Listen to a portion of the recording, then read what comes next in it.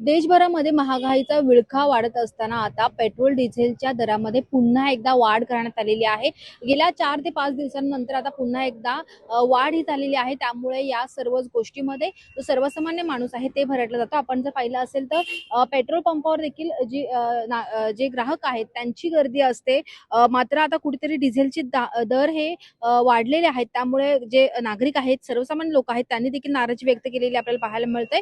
पाहायला गेलं तर मागच्या आठवड्यामध्ये म्हणजेच दुसऱ्यांदा हे दिवशी पेट्रोल आणि डिझेलचे भाव हे वाढले आहेत। देशभरात पेट्रोलचे दर हे 86 पैशांनी तर डिझेलचे दर हे 83 पैशांनी वाढले।